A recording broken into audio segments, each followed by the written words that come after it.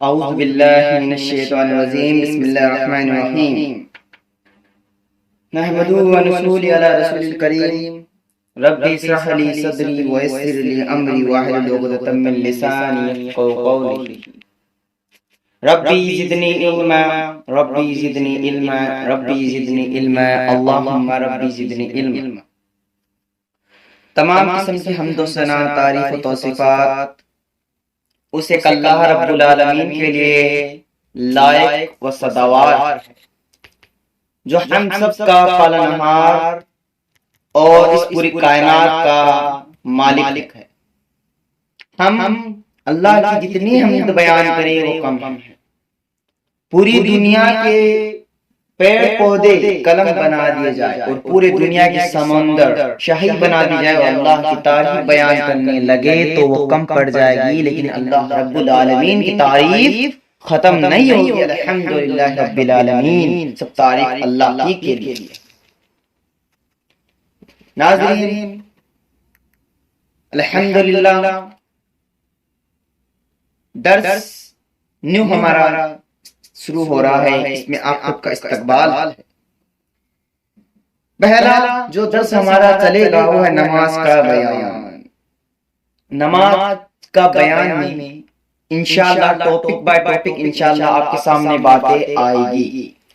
آج جس ٹاپک کا انتخاب ہونے جا رہا ہے، ہم جس ٹاپک کو گفتگو کریں گے وہ ٹاپک ہے جوانی میں عبادت کرنے کی فضیلت۔ جوانی میں عبادت کرنے کی اہمیت، فضیلت بڑی آتی ہے، بہت زیادہ قرآن و حدیث کی روشنی میں آتی ہے۔ جوانی وہ اسٹیٹ ہوتی ہے جس میں نوجوان لڑکا ہو یا لڑکی دوسرے غلط کاموں میں جانا جلدی چلے جاتے ہیں، یہ وہ اسٹیٹ ہے جوانی۔ اس میں عبادت اللہ کو بہت زیادہ پسند ہے۔ قیامت کے دن اللہ کے عرش کے سائے میں جگہ پائے گا جو جوانی میں عبادت کرتا تھا۔ اللہ تعالیٰ نے کچھ نوجوانوں کا واقعہ قرآن مجید کی سورہ قیف میں بیان کیا ہے۔ ان نوجوانوں نے باطل معبودوں کی عبادت سے انکار کرتے ہوئے ایک معبود برحق کی عبادت کا نعرہ بلند کیا۔ جب قوم نے ان پر زندگی تنگ کر دی اور زمین باوجود اپنی وسوسوں کے ان کچھ ایمان والوں پر سکڑ گئی تو ان اللہ والوں نے ایک گفا میں پناہ لی۔ اللہ تعالیٰ نے ان کا ذکر اس انداز میں فرمایا ہے۔ اللہ تعالیٰ فرماتا ہے سورہ قیف 13 سے 15 آیت نمبر کے اندر، بے شک وہ کچھ نوجوان تھے جو اپنے رب پر ایمان لائے تھے اور ہم نے انہیں صحیح راستے کی طرف ہدایت دی تھی اور ہم نے ان کے دلوں کو مضبوط کر رکھا تھا۔ جب وہ حق کی دعوت کے لیے کھڑے ہوئے اور کہا کہ ہمارا رب آسمانوں اور زمین کا رب ہے، ہم ان کے علاوہ کسی دوسرے معبود کی ہرگز عبادت نہیں کریں گے، ہم صرف اللہ کی عبادت کریں گے۔ تو ان پہ ان کی قوموں کی لوگوں نے زندگی تنگ کر دی تو انہوں نے گفا میں پناہ لی۔ حافظ ابن کثیر رحمۃ اللہ علیہ نے استقامت کرتے ہوئے فرمایا، انہم فتیۃ سے استقامت کرتے ہوئے لکھا ہے بوڑھوں کے مقابلے میں نوجوان حق کو جلد قبول کرتے ہیں۔ یہی وجہ ہے کہ قریش کے اکثر بوڑھے، قریش جو تھا اللہ کے رسول کے زمانے میں، قریش کے اکثر بوڑھے اپنے کفر پر جمے رہے، ان میں سے بہت کم لوگوں نے اسلام قبول کیا۔ یعنی نوجوان کا کام توحید کی دعوت دینا ہے، نوجوانوں کا کام توحید کی دعوت دینا ہے، اللہ کی طرف بلانا ہے، توحید کی دعوت دینا ہے اور شرک سے منع کرنا ہے، اور اس کی فضیلت بہت زیادہ ہے۔ ایسے نوجوانوں کی قرآن و حدیث میں کافی تعریف ہے۔ اللہ اکبر۔ اسی طرح 7 لوگ اللہ کے عرش کے سائے میں رہیں گے، مشہور حدیث ہے حضرت ابو ہریرہ رضی اللہ تعالی عنہ روایت کرتے ہیں کہ اللہ کے پیارے نبی صلی اللہ علیہ وسلم نے فرمایا، 7 آدمی جن کو اللہ تعالیٰ اس دن اپنے سائے میں جگہ دے گا جس دن اس کے سائے کے علاوہ کوئی سایہ نہیں ہوگا۔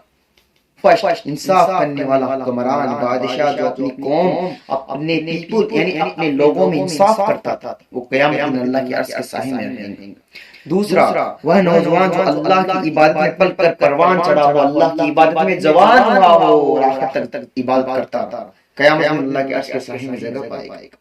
وہ آدمی تیسرا جس کا دل مسجدوں میں اٹکا ہوا، ایک نماز کے بعد دوسری نماز کا انتظار کرنا، فجر پڑھ لی، ظہر کا انتظار ظہر پڑھ لی، عصر کا انتظار عصر پڑھ لی، مغرب کا انتظار مغرب پڑھ لی، عشاء کا انتظار۔ چوتھا وہ دو آدمی جو اللہ کے لیے محبت کرتے ہیں اور اللہ کے لیے جدا ہوتے ہیں۔ پانچواں وہ آدمی جس کو ایک خوب حسین ضمیر خوبصورت اور جنا کی گناہ کی دعوت دے اور اس کے جواب میں کہے میں اللہ سے ڈرتا ہوں۔ چھٹا وہ آدمی جس نے اس طرح چھپے طور پر صدقہ کیا کہ اس کے بائیں ہاتھ کو بھی یہ علم نہیں ہوا کہ اس کے دائیں ہاتھ نے کیا خرچ کیا۔ ساتواں وہ آدمی جس نے تنہائی میں اللہ کو یاد کیا اور اس کی آنکھوں سے آنسو روا ہو گئے۔ یہ 7 آدمی اللہ کی عرش کے سائے میں جگہ پائیں گے۔ جوانی میں عبادت کرنے والے کو اللہ تعالیٰ اپنے عرش کے سائے کے نیچے جگہ دے گا، عطا فرمائے گا۔ یہی نہیں بلکہ جوانی میں عبادت کرنے کا کام بجا لانے والا اگر بیمار ہو جائے یا بوڑھا ہو جائے اور وہ نیکی کا کام نہ کر سکے تو اللہ تعالیٰ اس کو جوانی و پچھلے نیک اعمال کی بنا پر اس کی بیماری کے دنوں میں بھی نیکیوں کا ثواب عطا فرمائے گا۔ جیسا کہ حضرت ابو موسیٰ اشعری رضی اللہ تعالی عنہ روایت کرتے ہیں، وہ حدیث کی روایت کرتے ہیں کہ نبی کریم صلی اللہ علیہ وسلم نے فرمایا جب اللہ تعالیٰ کا بندہ بیمار ہو جائے یا سفر کی حالت میں ہو تو بیماری یا سفر میں عمل نہ کر سکنے کے باوجود اس کے قائم و صحت کی حالت کے اعتبار سے اس کا ثواب لکھا جائے گا۔ اگر کوئی شخص فجر کے اندر نماز ادا کر رہا ہے، باجماعت کے ساتھ روز کر رہا ہے، کبھی بائی چانس وہ فجر میں نہیں پہنچا، اس کی آنکھ نہیں کھلی، وہ آنکھ سو گیا یعنی سویا رہا، تو اللہ تعالیٰ اس کو اتنا ہی ثواب دے گا جتنا وہ کیوں ہمیشہ وہ پڑھتا تھا نماز۔